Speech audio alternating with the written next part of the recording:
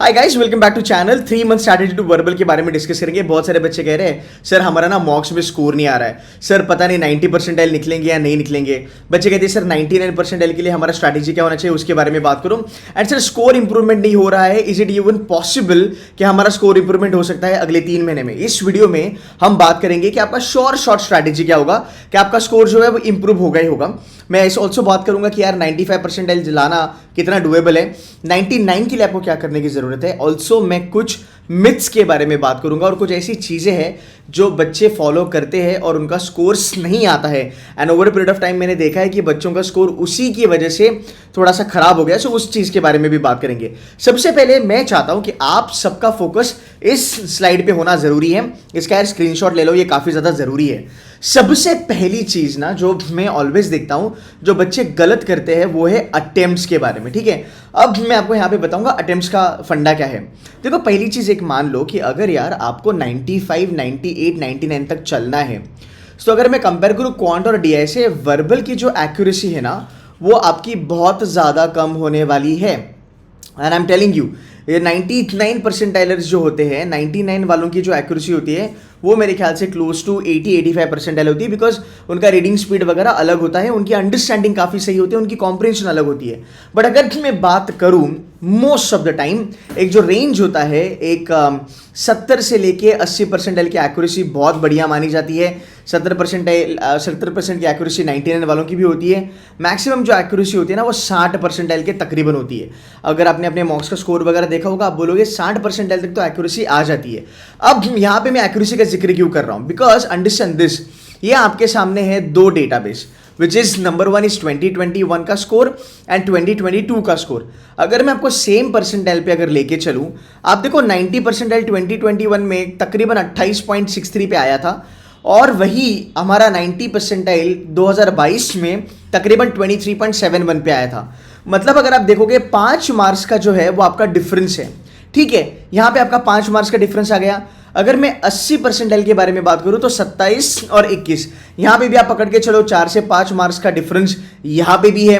और अगर मैं 99 परसेंटाइल के बारे में भी बात करूं, सो लास्ट ईयर था 40, 2021 में था 45। सो यहां पे भी अगर आप देखोगे 4 से 5 मार्क्स का आपका फर्क आता ही आता है। इससे क्या प्रूफ होता है? इससे पहली चीज प्रूफ ये होती है कि आपको अपने अटेम्प्ट्स पे कंट्रोल करना पड़ेगा। मैं देखता हूं बहुत सारे यूट्यूबर्स, बहुत सारे कोचिंग वाले कहते हैं यार अपना 20 अटेम्प्ट करो इतनी परसेंट की एक्यूरेसी पे, आप 18 अटेम्प्ट करो इतनी परसेंट की एक्यूरेसी पे। बट अगर आपने मॉक्स लगाए होंगे तो आपको ये पता चलेगा कि सर एक्यूरेसी तो ऐसा बोल के तो नहीं आता, एक्यूरेसी पेपर होने के बाद समझ में आता है कि हमारा एक्यूरेसी क्या है। सबसे पहली चीज, अगर आपको स्कोर इंप्रूव करना है, इनिशियली अपने अटेम्प्ट्स को थोड़ा कम रखना आपके लिए जरूरी है।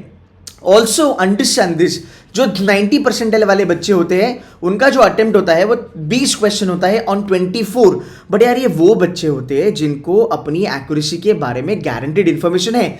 जैसे मैं ऑलवेज कहता हूं, मेरा एक बच्चा है अमन करके, अमन करंटली IIM कैलकाटा में बैठा है। अमन का स्कोर था 2021 में 70 परसेंटाइल और 2022 में अमन का स्कोर आया 99.20 VARC में। ठीक है, ओवरऑल तो उसने फाड़ दिया 99.80 वगैरह है।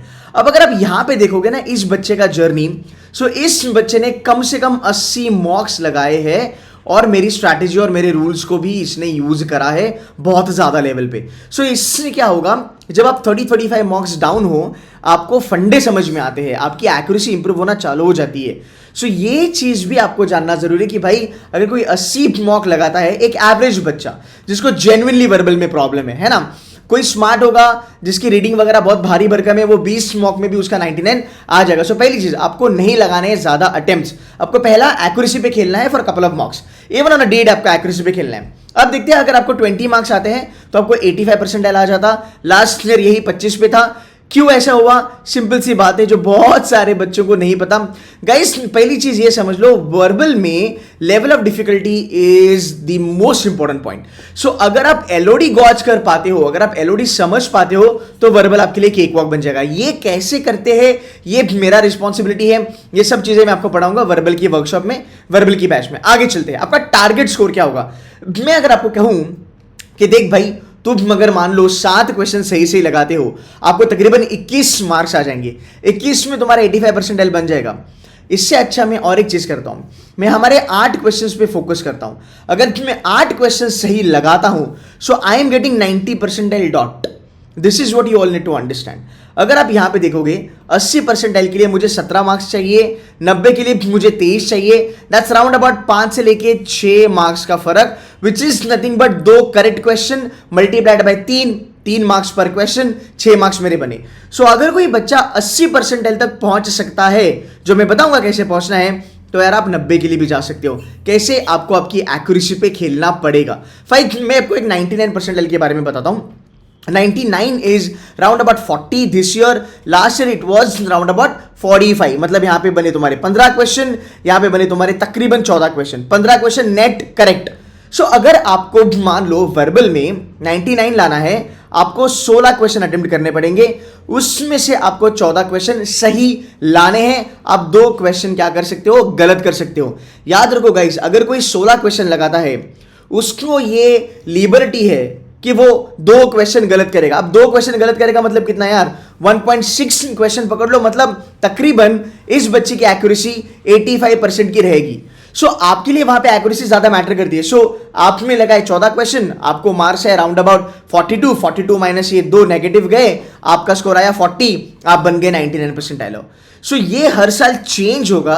सो अगर आप एक 99 परसेंटाइल के लिए गन कर रहे हो, सो भाई मेरे ये याद रखना जरूरी है कि हर साल तेरा अटेम्प्ट चेंज होगा। लास्ट ईयर अगर किसी बच्चे ने मान लो ये बोला होगा कि यार मैं 15 क्वेश्चन सही करके आऊंगा 99 के लिए, ये 2021 के ऊपर मैं कह रहा हूं, तो 2022 में अगर बच्चा कैट लिख रहा है, बोला यार 2021 में तो 15 क्वेश्चन सही आए तो मेरा 99 बनेगा।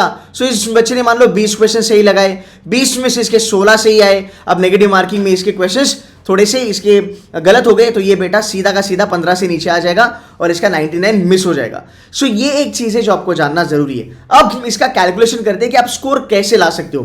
देखो, मैं पहले रीडिंग कॉम्पिटिशन के बारे में बात करता हूं, बिकॉज बहुत सारे बच्चों को लगता है वर्बल एबिलिटी ना नहीं बनता है, but understand this guys, reading competition का हाल क्या है मैं आपको बताता हूं। 1 2 3 4 आपके पास 4 रीडिंग कॉम्पिटिशन आएंगे इस साल भी, और ये 100% करेक्ट होगा। ये हर साल करेक्ट होता है, ध्यान से सुनना।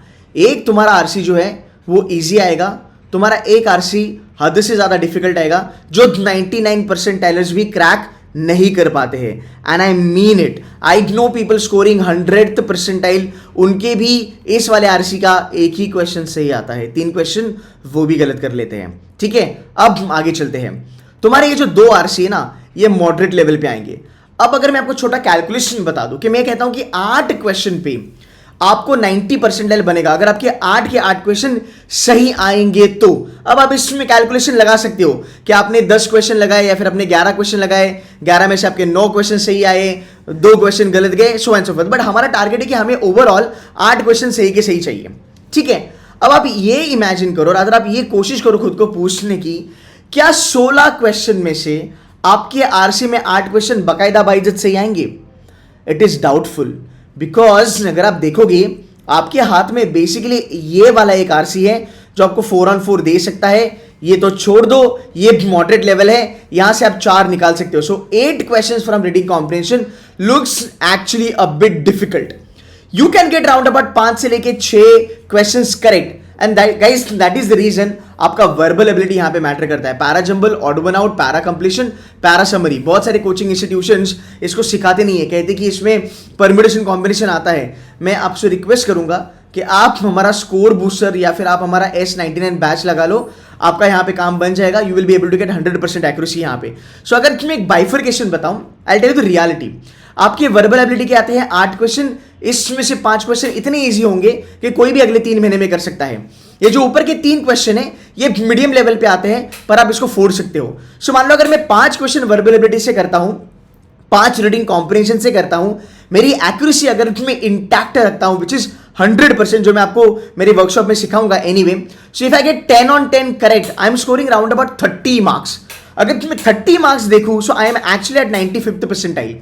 सो can you not do round about 8 question अगले 3 महीने में only from verbal ability, and let's say 3 से लेके 4 क्वेश्चन फ्रॉम रीडिंग कॉम्प्रिहेंशन। मैं ज्यादा नहीं मांग रहा हूं, मैं 8 क्वेश्चन कह रहा हूं वर्बल एबिलिटी के, और एक फैक्चुअल रीडिंग कॉम्प्रिहेंशन आप कर लो, your life is gonna be good. If you can't do this, get me 6 questions in verbal ability, get me 1 reading comprehension correct completely, get me 10 questions and you are sorted. इसमें से अगर आपके 9 question भी सही आए, आपका overall score आएगा 27, 27 minus 1 26. अगर आपका पेपर लास्ट ईयर की लेवल ऑफ डिफिकल्टी पे आएगा सो यू विल बी तकरीबन 93 परसेंटाइलर.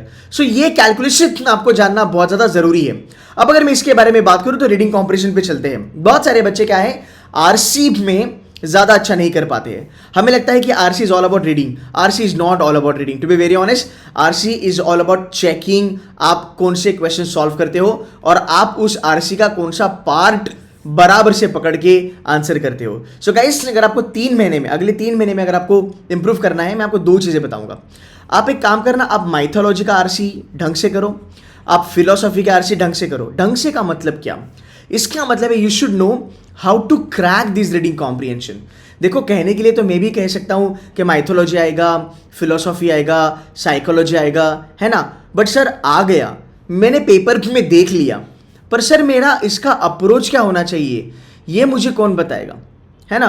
बहुत सारे लोग कहते हैं कि एनिमल वाले जो आरसीज होते हैं वो कैट में आते हैं. एनिमल वाले आरसीज कैट में आते हैं. पता नहीं, इसमें लोग खुश हो जाते हैं कि अरे वाह वाह वाह, एनिमल वाला आरसी आ गया, कटल फिश वगैरह आ गया.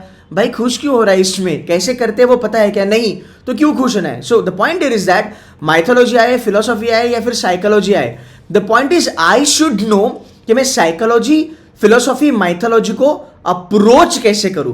मुझे कौन सा पार्ट फिलोसॉफी में पढ़ना है, कौन सा पार्ट मुझे छोड़ना है, ये चीजें जानना जरूरी है.